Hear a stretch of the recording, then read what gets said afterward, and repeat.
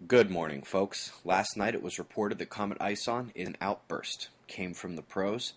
But unfortunately, we still have the people who stole and photoshopped Bruce Gary's work somehow managing to convince people that there are secondary objects accompanying ISON.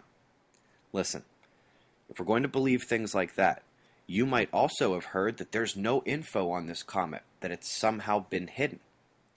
But the truth is that Comet ISON is officially one of the most observed comets in human history now, and there's more info on it than you could read in your lifetime. It got tagged with the CME before that previous brightening about 10 days ago, and when Cactus updated the latest blast heading at ISON, I knew that my prediction yesterday would be wrong. It likely hit ISON yesterday afternoon, not to be hit tonight.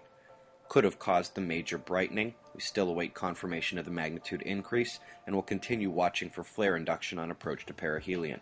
Links are below. Top recommendation, NOAA's Environmental Visualization Lab with a good ocean nutrient map and article in tow. It's come to Africa. Parts of the southeast took the second damaging hailstorm of the season, sent locals into a frenzy protecting cars and other property. Obviously not as bad as what's happening in the Philippines, which is still in dire straits. Region not quite out of the woods yet, could be another storm or two this year. Meanwhile, there is already development west of the Philippines and another into the Indian Ocean up in the Bay of Bengal. China, Vietnam, India, all on watch. Quickly answering a good question and opportunity for review.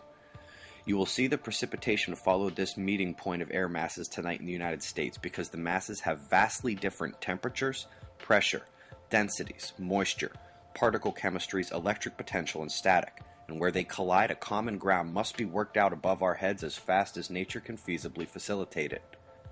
Solar flaring struggling to keep the uptick alive. You see that even more when you realize the sunspots aren't exactly hiding. The leading southern group interacts should be called 1 gamma group. We don't yet see anything delta though. Looking right behind him, down south we see our extended region. Decay has likely stripped the Zurich class F, but we do have 3 potential deltas at the backside mixing point. Last but not least, the northern incomers are more of your large umbras with some trailing smaller spots. Big guy looks like he should be firing major flares, just isn't. Looking at the solar wind, I see 2 potential interplanetary shocks from CMEs, but they're very, very minor. Interestingly, the leading shock appeared to jolt our system on the electron flux, and with the GridX drill, I think I said, "Oh shit," when it happened loud enough for my coworkers to hear me checking Spaceweather at the office. But it was nothing, and the KP continues to be quiet.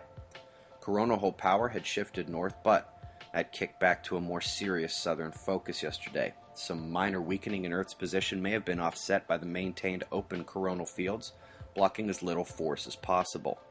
Unusual location rumbles continue. Couple more 4-pointers off the west coast. It's way too many of those last 2 weeks. Also took a 6-pointer down at the bottom of the world. This should count with the other recent Atlantic rumbles. Good closing point. NOAA's endless spiral has shown none of the CMEs this week, and indeed shows a leading density spike up top to a coronal hole stream that is absurd, that black arc. If that's correct data, one of the incoming coronal holes could be more relevant than all these X-flares. Shots of our star to close. Eyes open. No fear. It's 6:40 a.m. Eastern Time, and that's the news. Be safe, everyone.